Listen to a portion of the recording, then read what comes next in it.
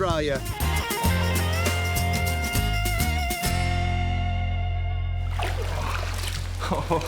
Well, catching a big barramundi like this has got to be every fisherman's dream.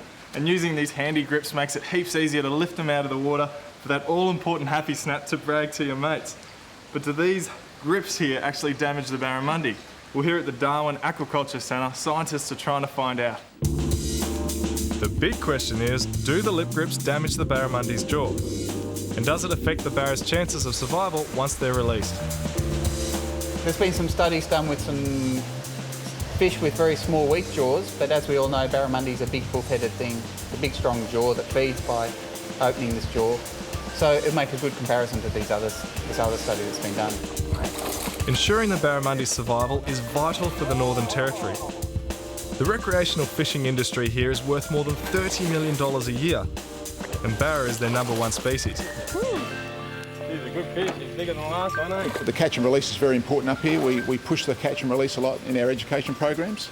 And so we've targeted the barramundi especially to find out what sort of effects, if any, when the barra is released from being pulled out of the water with the fish grips. We just need to know that the fish is safe and unharmed when it's released back into the water. The research team is studying 35 barramundi, all caught in Darwin Harbour about 8 weeks ago. The first step is to recreate the way the barra behaves when it's hooked without a rod and reel. Well, we're not just chasing the barramundi for fun around here. We're actually supposed to simulate the stress that they'd be put under if they're on the end of a fishing line.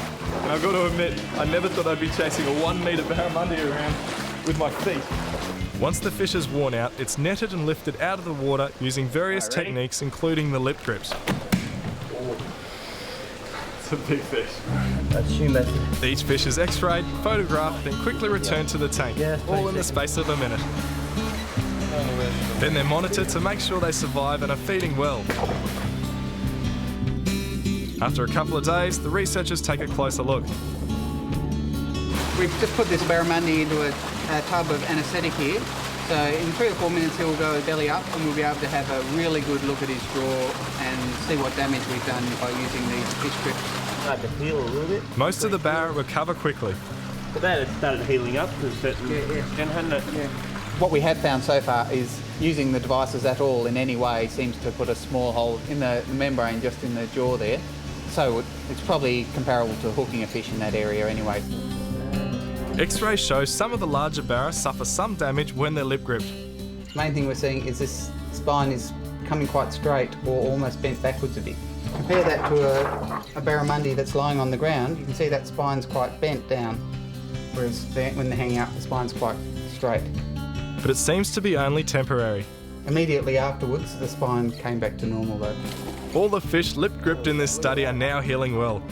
And that's good news for this iconic species. So far we've only got very preliminary results, but it is looking as if using these fish gripping devices is one of the kind of ways of handling fish. But we are saying if you're going to lift them up, also support them on the stomach, don't let all their weight go down on their jaw. For more info on this great research done by Fisheries, head to the Fisheries Research and Development website.